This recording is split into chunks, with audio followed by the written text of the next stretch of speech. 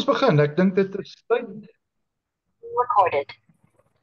Broers, baie welkom by hierdie aanbieding. Die NAKA gevorderde toerustingsprogram vir ouderlinge. Die spesifieke gedeelte wat ek dan vanaand hanteer is ek getuig, en ek wil sommer aan die begin vir u vra om julle Bybels maar bietjie nader te trek. As hy op jou selfoon is, ons gaan genoeg tyd gee om bietjie van die tekste op te soek.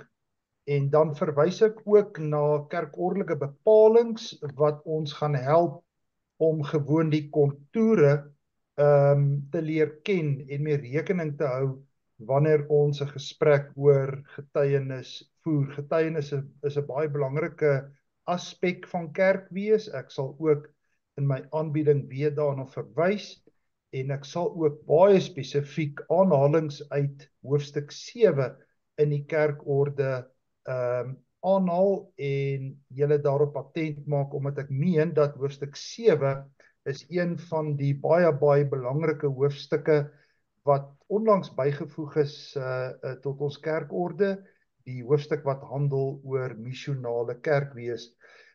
Ek wil julle sommer aan die begin uitnooi om asseblief deel te neem aan die gesprek as daar op enige tyd 'n vraag is oor 'n bepaalde begrip of iets wat ek gesê het. Stop my gerus en sê vir my, verduidelik dit net weer, of help net met verdere toelichting, of selfs aan die einde, as ons so op 45 minute dan nou genoeg gepraat het, ons het die laaste 10-15 minute oor, kom ons vra dan al die vrae wat julle op die hart het. So maak maar 'n paar aantekeninge, en ek weet die opname sal beskikbaar gestel word.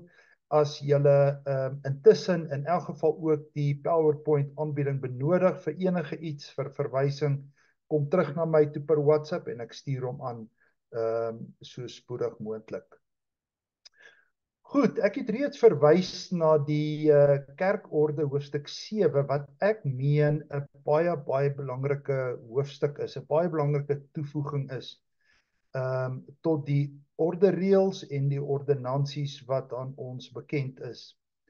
Die bedoeling met hoofstuk 7 is juis om sake soos getuienis en die kerk se stem wat in die wêreld gehoor behoort te word, en sake soos missionale kerkwees te vervat.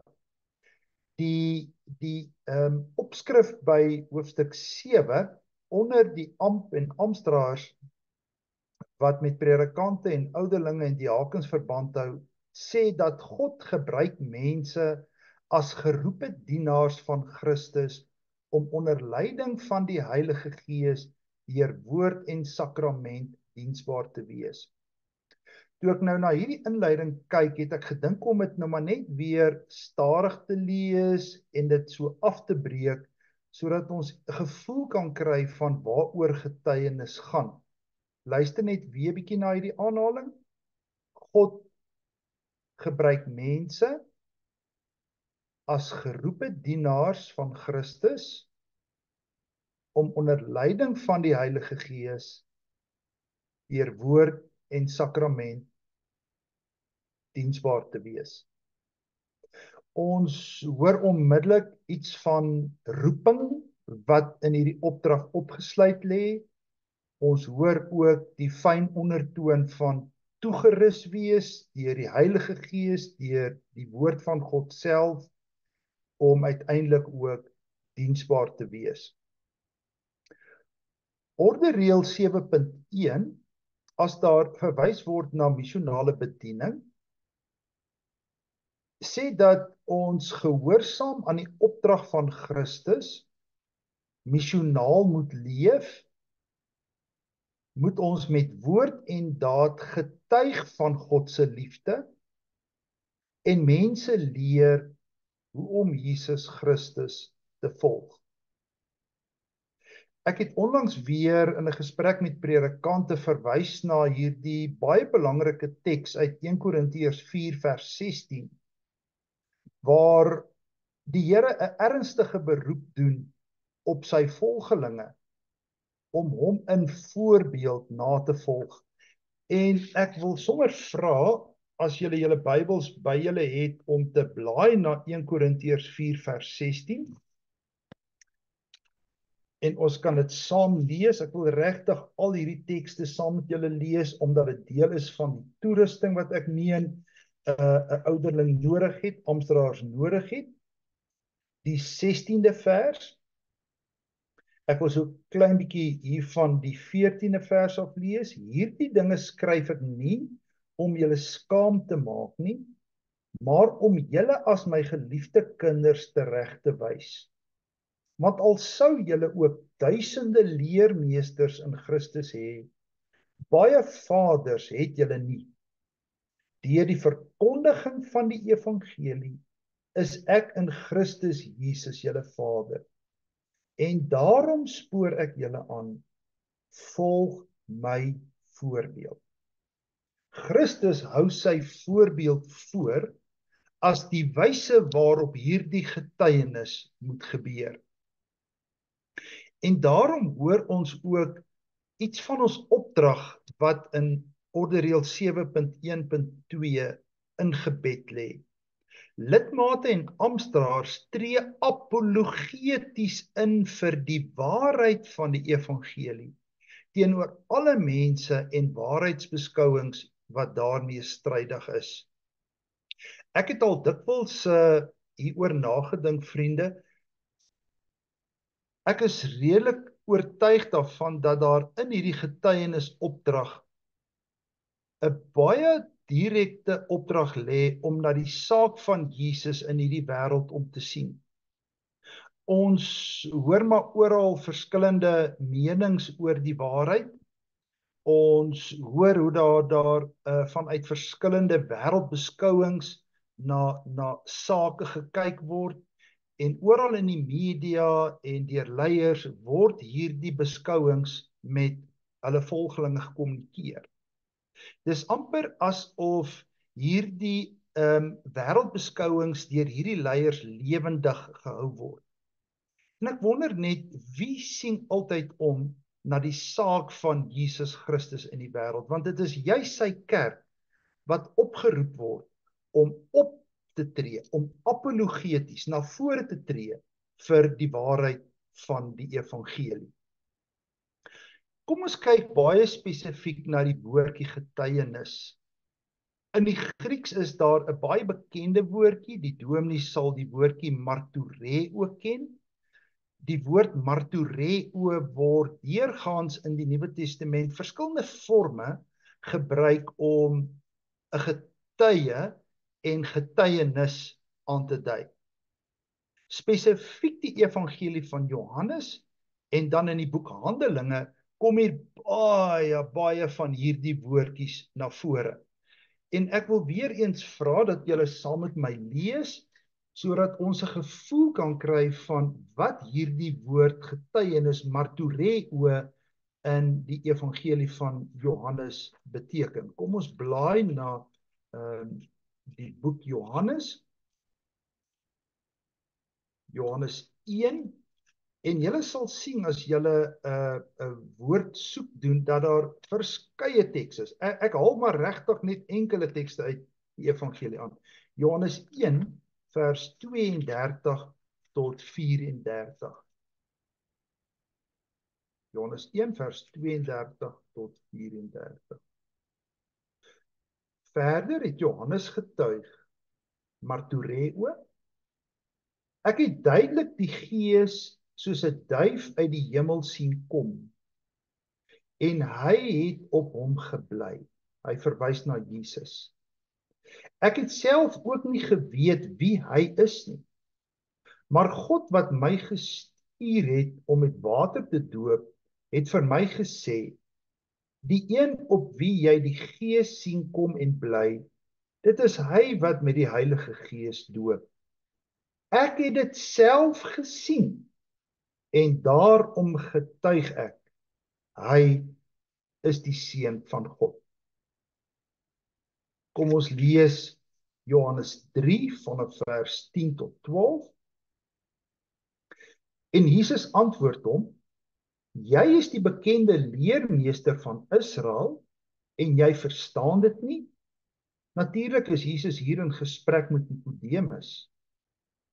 Dit verseker ek jou, ons praat oor wat ons weet en ons getuig oor wat ons gesien het. En tog aanvaar julle nie ons getuienis nie. Ek het julle van die aardse dinge vertel en julle glo dit nie. Hoe sal julle glo as ek vir julle van die hemelse vertel?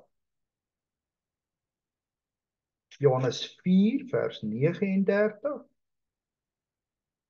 Baie van die Samaritane in daardie dorp het tot geloof in Jesus gekom op grond van die woorde van die vrou wat getuig het.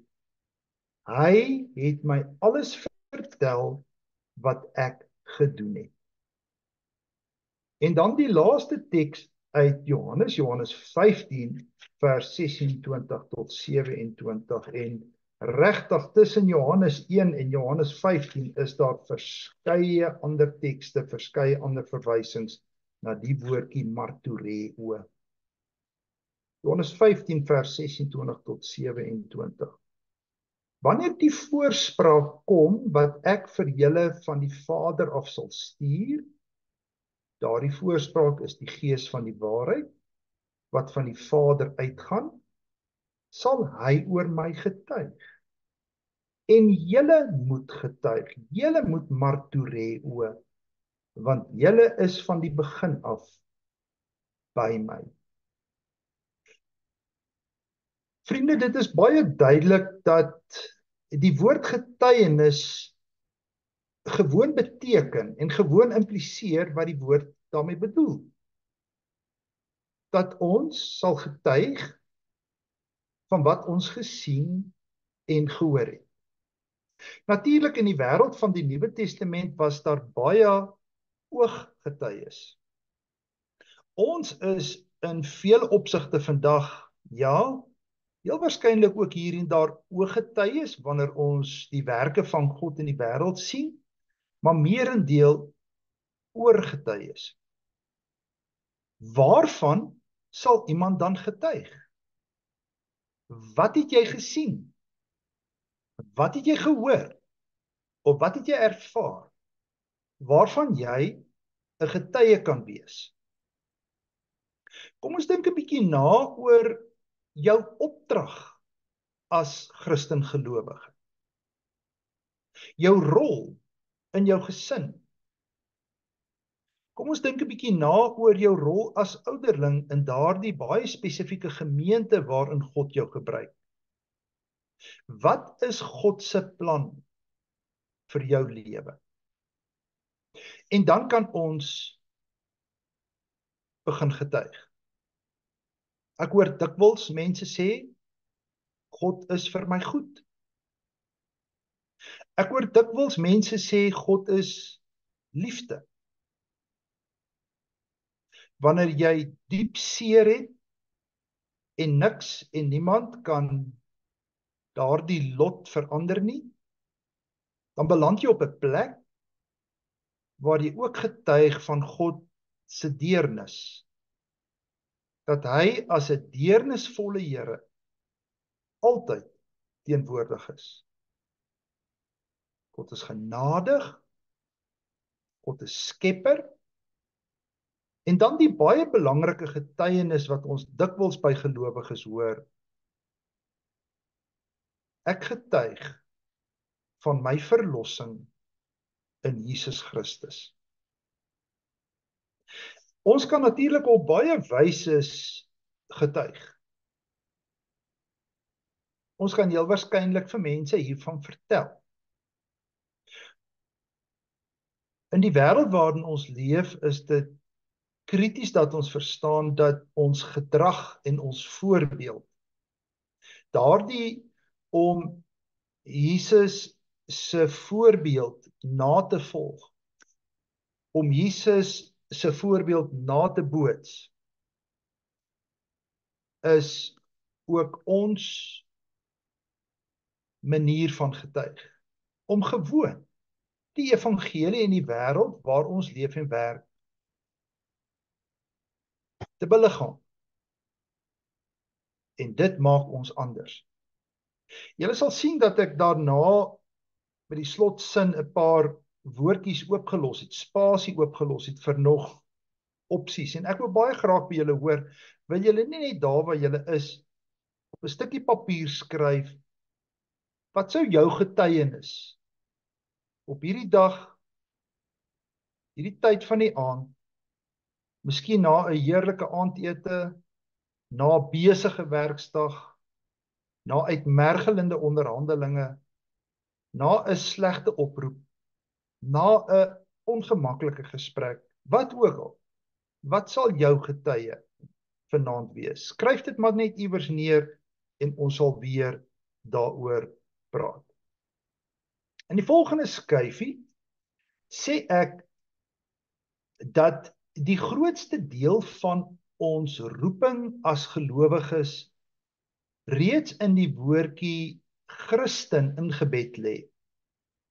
Ek het nou die dag ook in 'n gesprek met predikante na Handelinge 11 vers 26 verwys. Ons lees dat die disippels Christene genoem word.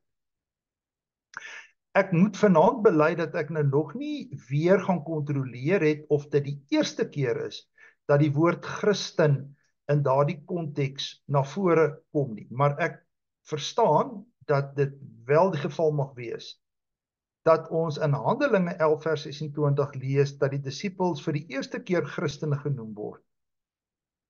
Vol van die Heilige Gees, vol van geloof, het hulle die volgelinge van Jesus deur die genade van God begin praat en doen soos hy ons leer. Kom ek lees hom net weer. In Handelinge 11 vers 26 lees ons dat die disippels Christene genoem word. Vol van die Heilige Gees en geloof het die volgelinge van Jesus deur die genade begin praat en doen soos hy ons leer. Julle hoor onmiddellik die aksent. Dat mense, dat volgelinge van die Here begin praat en doen soos hy ons leer. Ek het reeds in die aanhef uit onderdeel 7 aangehaal hoe dat hierdie getuienis slegs vanuit die werking van die Gees kan gebeur, waar die geloof van God in ons werk en ons begin praat en doen soos Jesus ons wys.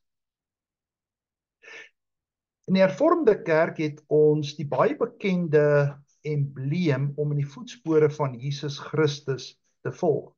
En dit is juis 'n poging om die kerk oor tyd teen bewus te maak van die feit dat ons by Jesus Christus moet bly leer hoe om disippels te wees, hoe om sy volgelinge te wees, hoe om getuies te wees.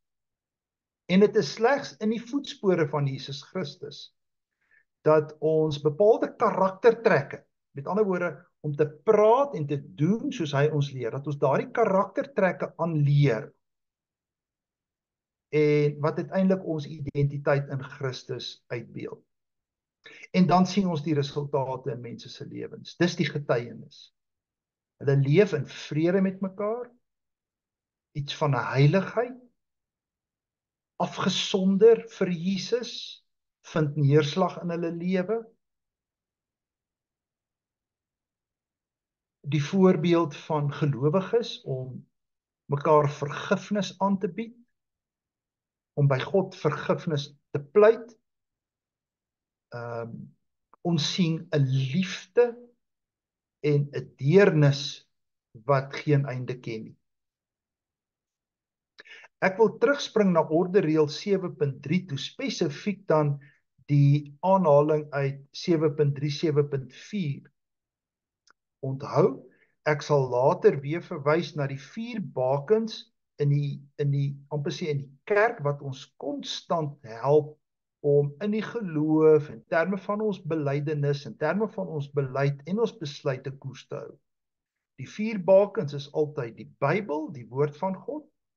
Die tweede baken is die belydenisskrifte, dan is dit die kerkorde, en dan is dit gebruike in die kerk. Ons ken gebruike in die kerk, byvoorbeeld om aan te sit by 'n nagmaaltafel is 'n baie klassieke kenmerk van die hervormde kerk en om op 'n bepaalde manier vergadering te hou, om byvoorbeeld by 'n algemene kerkvergadering oor belangrike sake besluite te neem in die lig van bepaalde beskrywingspunte en verslae. Dit is maar alles gebruike van die kerk.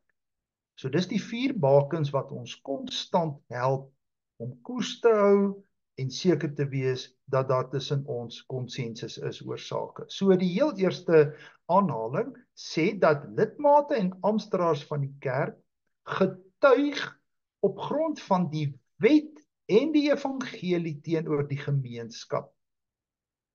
Die kerk waarsku en vermaan oor gedrag, lewenswyses en denkpatrone wat die welwese van die gemeenskap kan skaad.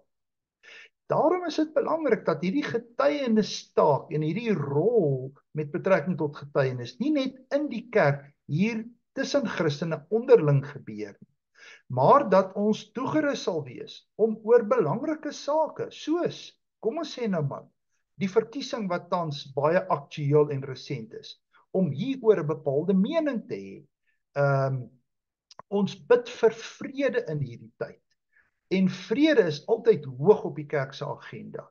Ons weet wat het al gebeur in situasies soos die. En daarom is die kerk proaktief en daarom is die kerk ingestel op vrede en daarom vra ons wanneer ons ook al met wat besig is dat dit op 'n bepaalde manier sodanig gebeur dat ons die vrede van Christus dien.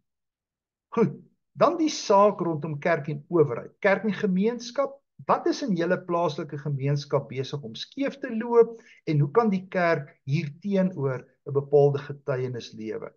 Kerk en owerheid, lidmate en amptenare getuig teenoor die owerheid oor wat die Bybel van hulle verwag. Hulle word herinner aan die evangelie wat liefde, reg, geregtigheid, oordeel en vrede verkondig. En ek het reeds verwys na die verkiesing en ek het reeds verwys na aktuele sake wat gereeld in die media onder ons aandag gebring word, onreg waarvan ons bewus raak, ongeregtigheid waarvan ons bewus raak, oorloë, ek onthou hier rondom Kersfees 2023, die ongemak in Israel, Palestina, en hoe ons ook opgeroep was in daardie tyd as kerk om hieroor bepaald getuienis te lewe. En daarom hoor julle weer eens onderliggend aan hierdie getuienis die woord participatio Christi. Hoe kan ons meewerk aan die werk wat Jesus Christus in die wêreld begin het? En ek verwys hier na 'n mistiese eenheid met die lewe en die werk van Jesus. Elke dag is ons as Christene in hierdie band, in hierdie eenheid met Christus, besig om te leef en te werk tussen ander. En hoe word hierdie band met Christus vertolk? Hoe word hierdie band met Christus geleef? En wat wil ons vanuit hierdie eenheid met Jesus met 'n wêreld kommunikeer? Hoe wil ons oor hierdie eenheid getuig? Kom ons lees 'n bietjie saam. Dis 'n langerige gedeelte, Filippense 3 vers 1 tot 11. Ek moet net gou daar uitkom. Filippense 3 vers 1 tot 11. En die tweede gedeelte is Johannes 12 vers 24 tot 26. Hierdie misterieuse band met Jesus, hierdie eenheid met ons Here. Hoor hoe bring Paulus dit in Filippense onder woorde. Dis 'n langerige gedeelte en ek weet dat dit vir julle ook as 'n stuk toerusting geld en dat dit vir julle baie kosbaar sal wees.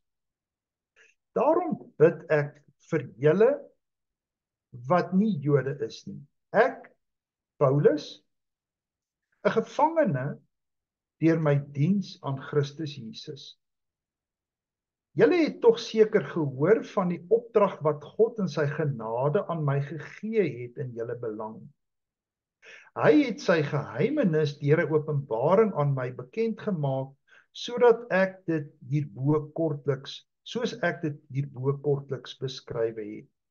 En as julle dit lees, sal julle 'n begrip kry van my insig in die geheimenis van Christus. Nog nooit tevore in die geskiedenis is die geheimenis aan die mensdom bekend gemaak soos God dit nou deur die Gees aan sy heilige apostels en profete geopenbaar het nie. En dit is die geheimenis. Deur die verkondiging van die evangelie en in hulle verbondenheid met Christus Jesus, word ook mense wat nie Jode is nie, saam met ons deel van die volk van God en lede van die liggaam van Christus, en kry hulle ook saam met ons deel aan wat God beloof het. Okay, Van hierdie evangelie, ekskuus. Johan, Jammer om jou te onderbreek. Lees jy uit Filippense 3? Ekskuus, ek is by Efesiërs. Ja, nee, ek wil net sê, ons verloor mekaar nou hier. Dankie. Is jy daar? Is jy daar by Filippense? Ja, in jou woord en my woord kom nie ooreen nie. Lees ekskuus Johan, ekskuus. Lees sommer vir ons daar Johan asseblief. Lees asseblief. Filippense 3. Weet jy, ekskuus, hou net vas. Ek wil net kyk. Ek dink ek is reg by my teks. Ja. Ek is reg by my teks, hoor. Ek het net verkeerde teksie op Filippense 3.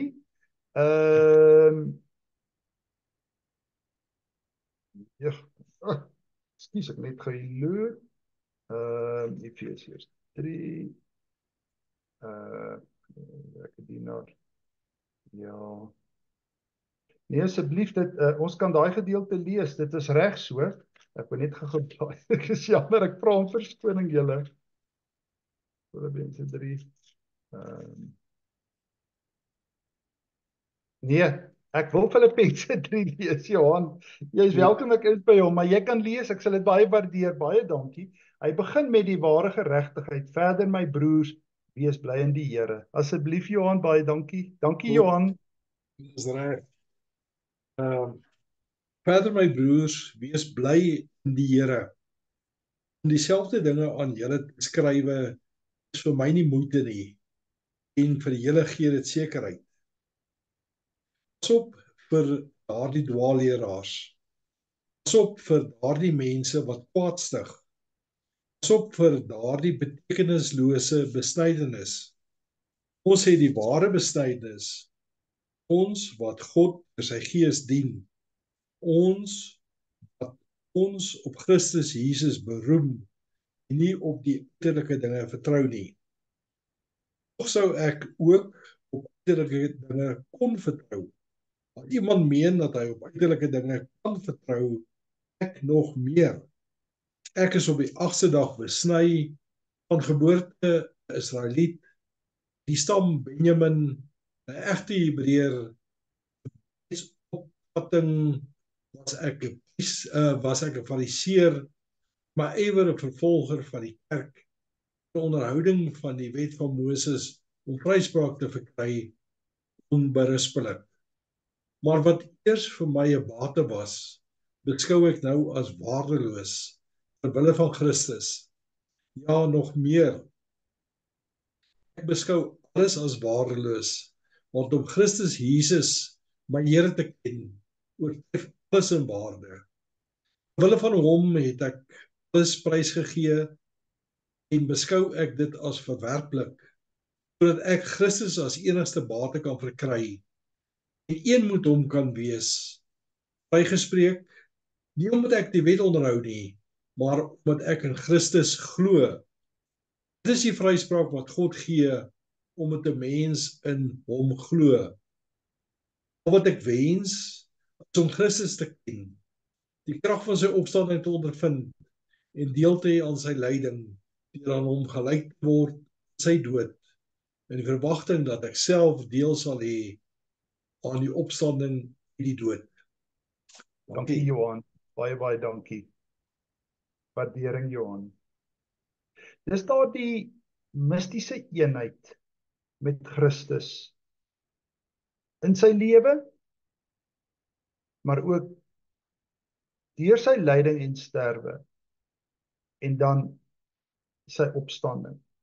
En luister weer na daardie 11de vers, 10 en 11. Al wat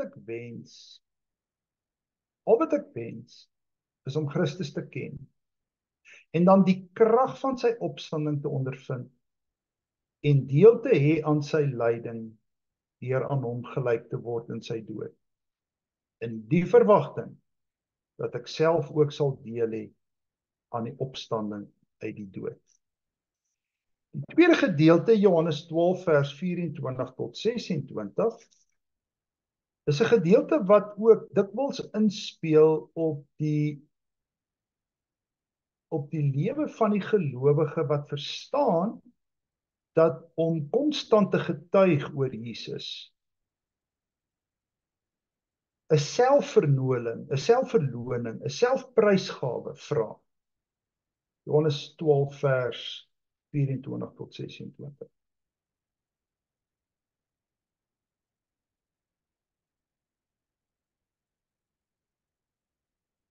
Dit verseker ek julle, as 'n koringkorrel nie in die grond val en sterwe nie, bly hy net een.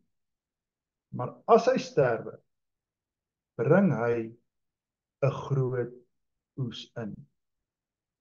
Wie sy lewe bo my liefhet, verloor dit, en wie sy lewe in hierdie wêreld nie bo my liefhet nie, sal dit vir die ewige lewe behou.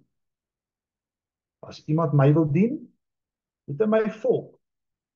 En waar ek is, daar sal my dienaar ook wees. As iemand my dien, sal die Vader hom eer. Onmiddellik hoor julle weer iets van daardie band, daardie intimiteit tussen die gelowige, tussen die amptdraer, tussen die ouderling en Jesus. Daardie mistiese eenheid wat in hierdie lewe saam met ons Here, in hierdie getuienis na vore kom.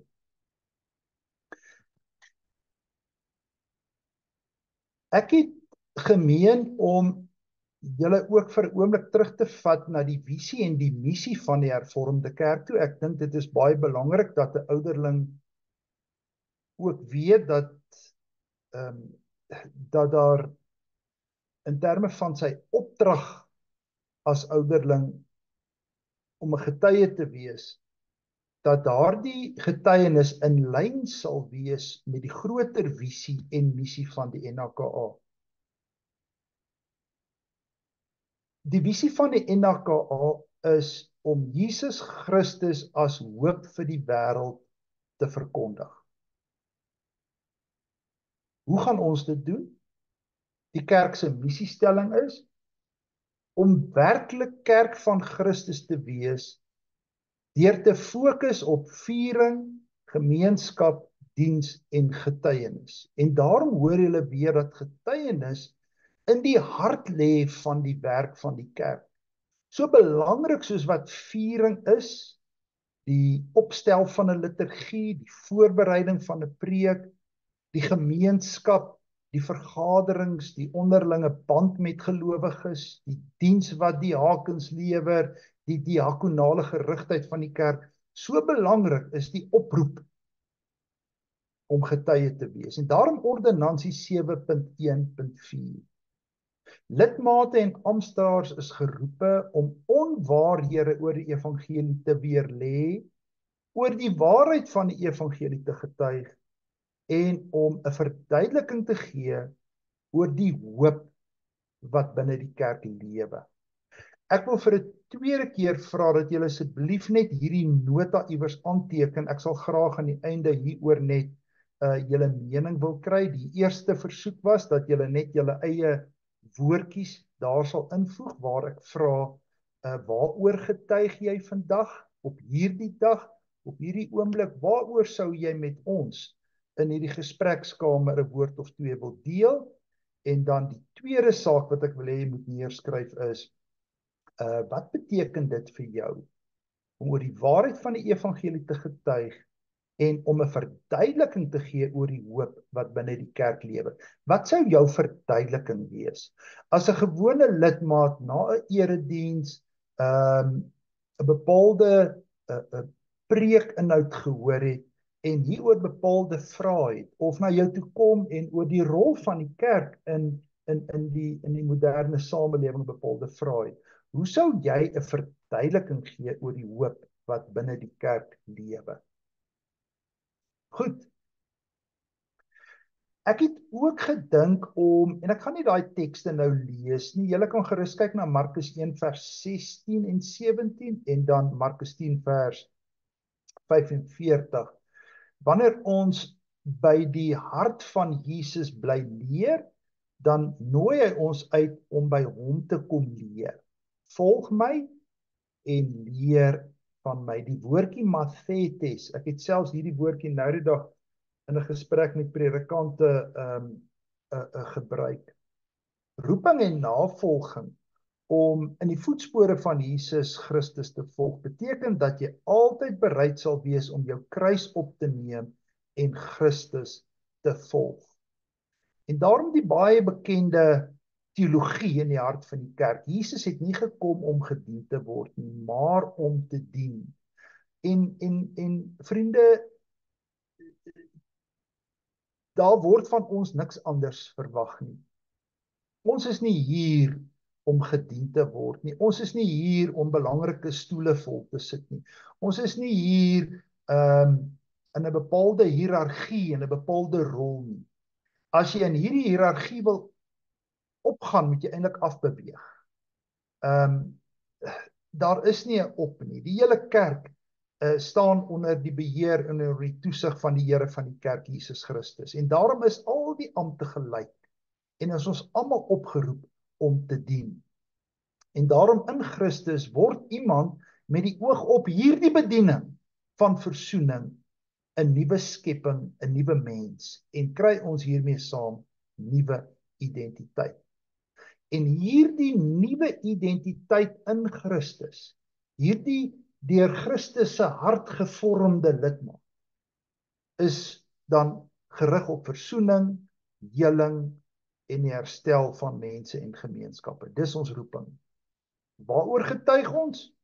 Ons getuig van die hoop wat daar is in Jesus Christus, en hierdie hoop is gerig op versoening, om mense in verhouding met God te bring, op heling, om die gemeenskappe wat getuig van seer en pyn te help herstel, en gemeenskappe deur die verkondiging van die evangelie te lei tot heling. En daarom, vriende, sal ons altyd vakleerlinge bly. Ons gaan altyd bly leer, altyd teruggaan na die mond en die oor van Jesus Christus toe, altyd naby aan sy hart bly. Daar sal ons leer van die liefde van God, en daar sal ons leer hoe om te getuig van sy vrede. Hoe gebeur die toerusting, waar julle ook al is, in julle gemeentes, kerklike vergaderings? Ek het opdrag gekry van Dr. Andre om bietjie met julle te praat oor Fresh Africa. Ek het dan in my tweede laaste skyfie nodig om vir julle te vertel van 2 kursusse wat kan help met die toerusting van ouderlinge, spesifiek om hulle missionale denke oor kerkwees te bly vorm, en hoe om hulle sensitief ingestel te kry rondom die getuienistaak van die kerk in die wêreld. Ek sal nou daai 2 kursusse verder verwys. Die tweede stuk toerusting gebeur konstant wanneer ons na 'n prediking luister en die wyse waarop 'n bepaalde liturgie in die kerklike jaar opgestel word. Derdens het ek reeds verwys na die 4 baie belangrike bakens op ons pad van kerkwees, hierdie bakens wat ons konstant help om die regte besluite te neem, bepaalde konsensus met mekaar te behou, en ek wil amper sê met 'n regte ingesteldheid te leef. En dit is die Bybel, belydenisskrifte, kerkorde en die gebruike van die kerk. En dan ten slotte, ek hoop dat hierdie gevorderde toerustingsprogram vir ouderlinge julle sal help in julle voortgesette kerklike onderrig.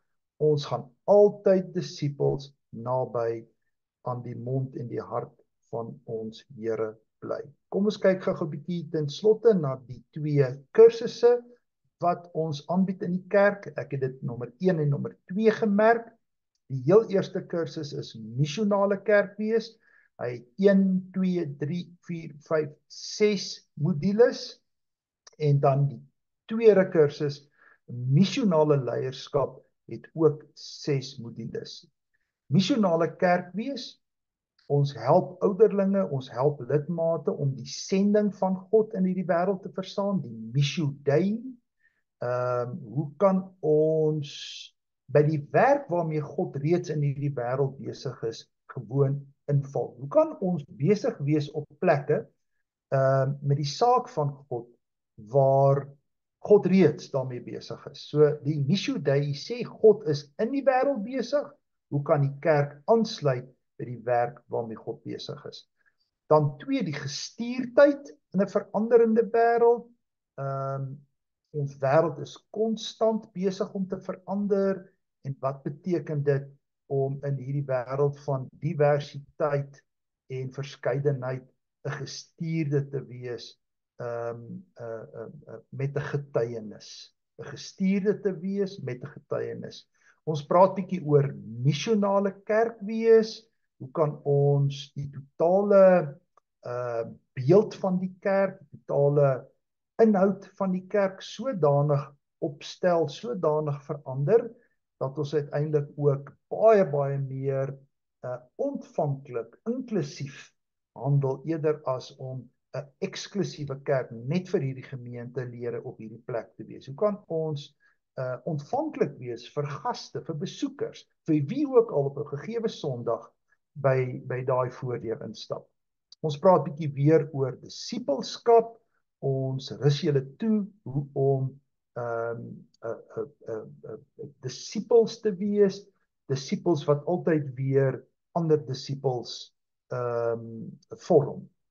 Ons praat oor missionale spiritualiteit, en uiteindelik is dit belangrik dat ons, as ons oor spiritualiteit sal verstaan, dat elkeen van ons in 'n unieke verhouding met God staan, en hoe gee ons uitdrukking aan daardie verhouding met God? Party mense sal byvoorbeeld 'n kers aansteek, en terwyl die kers daar flikker, gewoon net bewus wees en bewus bly van die Here se woord en die Here se teenwoordigheid hier in ons huishouding. Hoe gee jouself, hoe gee jy uitdrukking aan jou verhouding met God? En dan ten slotte daar die herontdekking van jou gemeenskap. Ons almal leef in gemeenskappe wat konstant verander. Ons gaan nie meer na hierdie deel van die dorp toe nie, want dit is gevaarlik. Ons ry eerder na daardie deel van die dorp toe, want dit is minder gevaarlik, of wat ook al die situasie is. Hoe verstaan ons die gemeenskap? Hoe is ons gemeenskap deesdae saamgestel? En waar kan die kerk 'n rol speel? Want ons moet oral oor hierdie getuies van Jesus ons Here wees. Kom ons kyk vinnig na die modules oor missionale leierskap. 1, hoe lyk 'n missionale leier? Die konfigurasie van 'n missionale leier, iemand wat geduldig is, iemand wat vreedsaam is, iemand wat met 'n bepaalde ingesteldheid en 'n bepaalde intensie met ander besig is, en hoe neem ons mense saam op hierdie reis? Tweede module, hoe onderskei ons tussen missionale waardes?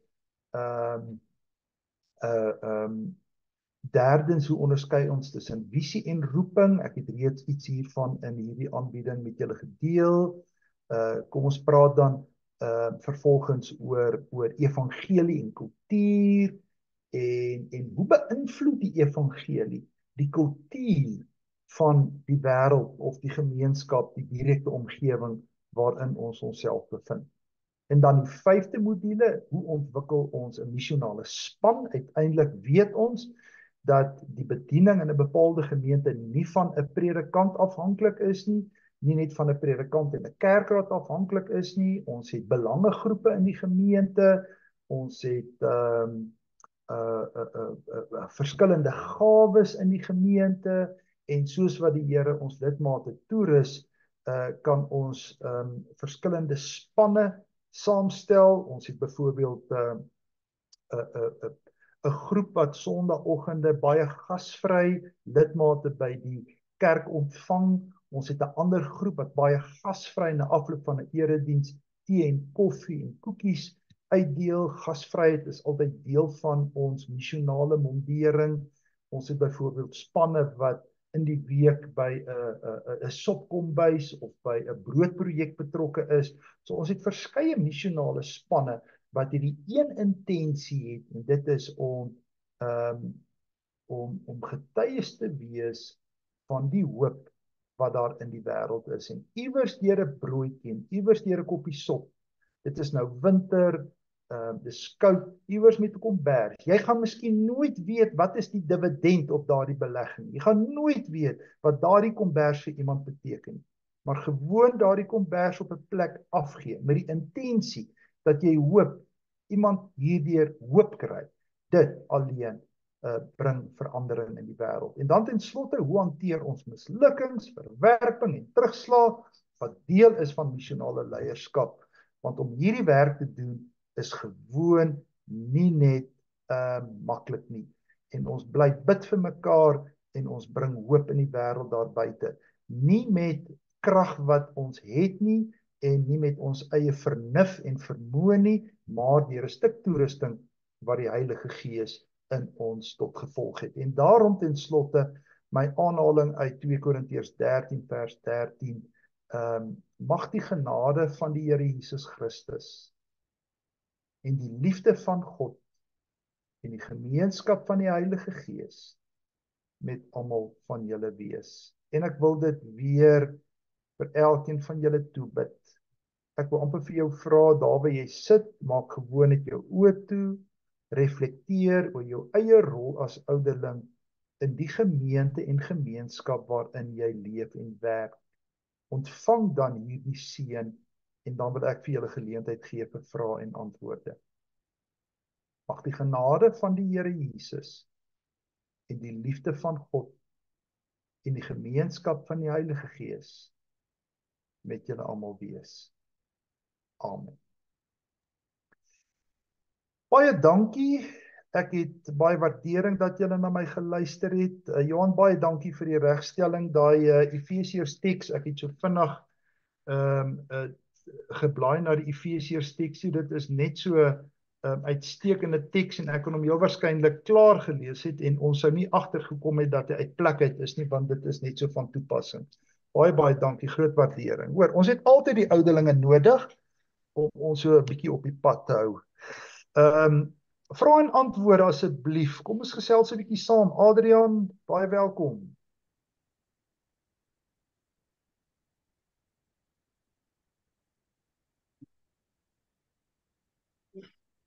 Ek hoor jy kan my hoor. Ek hoor jou baie goed. Ek wil net vinnig sê baie dankie. Dit is vir my regtig 'n openbaring vanaand se kursus of mense het so baie geluister nou en baie ingeneem. Nou is baie om te gaan herkou weer en ek sê regtig van my kant af baie dankie daarvoor. Ek het nou 'n paar notas gemaak en goed wat ek weer kan gaan oplees. Ek dink dit was baie duidelik geweest. Baie dankie vir eers. Dankie Adrian, jy is baie welkom. Baie welkom. Sê net gou vir ons hierdie twee modules waaraan jy verwys het oor missionale kerk en missionale leierskap. Hoe kry ons dit in die hande? Waar kry ons dit in die hande? Hoe werk dit? Ja, die 6 modules wat op missionale kerkwees betrekking het, is onmiddellik beskikbaar.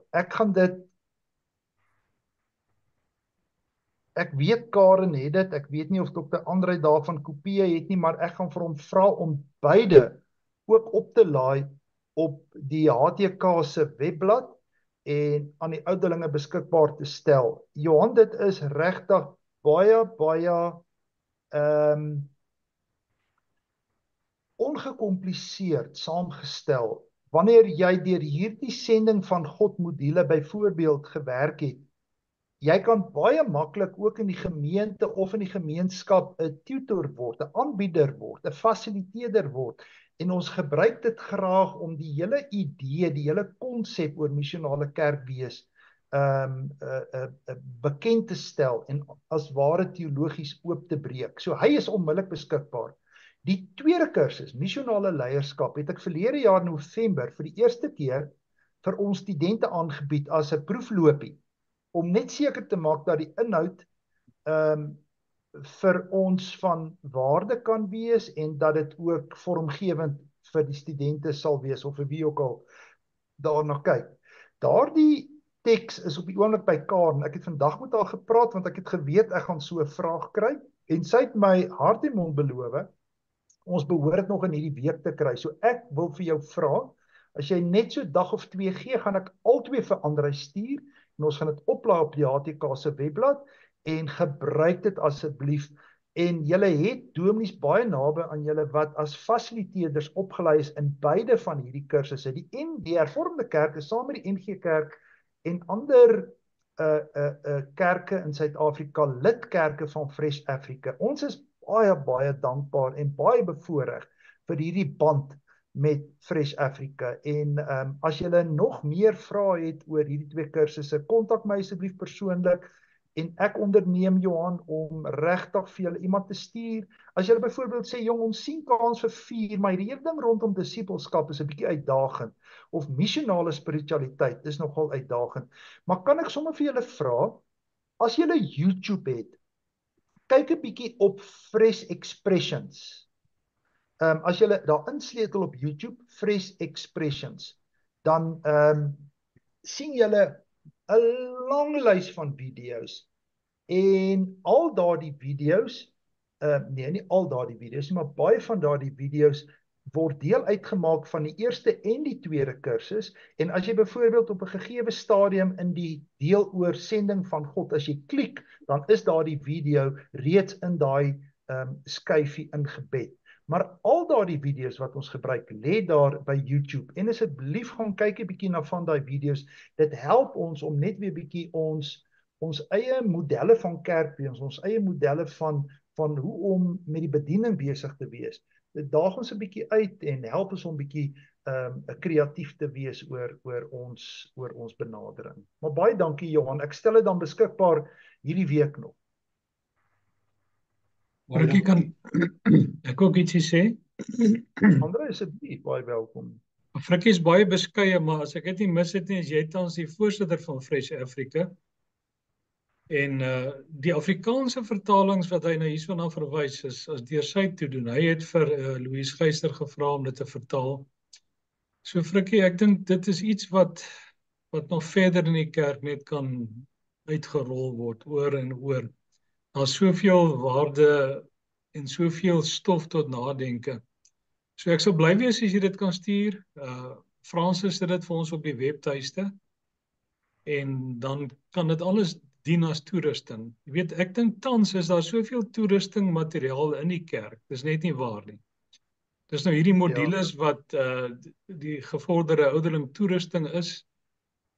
Ons maak seker Junie maand klaar daarmee. En dan is dit hierdie waarna jy nou verwys wat 'n enorme klomp toerustingsmateriaal is. So daar's regtig soveel beskikbaar. So ek wil almal aanmoedig om die goed deur te kyk. Ek het op die chatbox gesit. My gunsteling bly nou maar altyd daai The Wesley Playhouse onder die Fresh Expression kader, maar daar's sulke goeie video's. Maar die Wesley Playhouse gaan daaroor oor 'n kerkie in Engeland wat so doodgeloop het.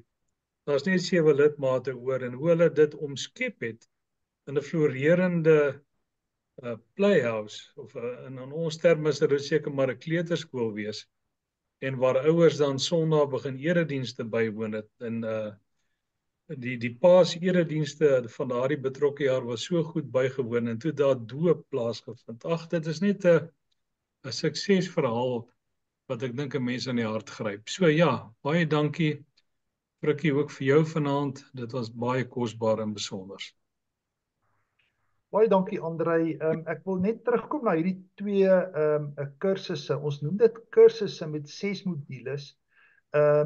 Johan, hierdie is soos Andrei sê, stof tot nadenke. Ons het nie vergeet, ons gebruik dit. Die missionale leierskap is nog nie in die kerk aangebied nie. Dis baie vars. Maar ek het nie toevallig nie. Ek het met die oog op vanaand gou net met Karen gekontroleer. Ons kyk net gou weer na daai vertaling. Hy lê by Tessa en dan sal ons hom beskikbaar stel.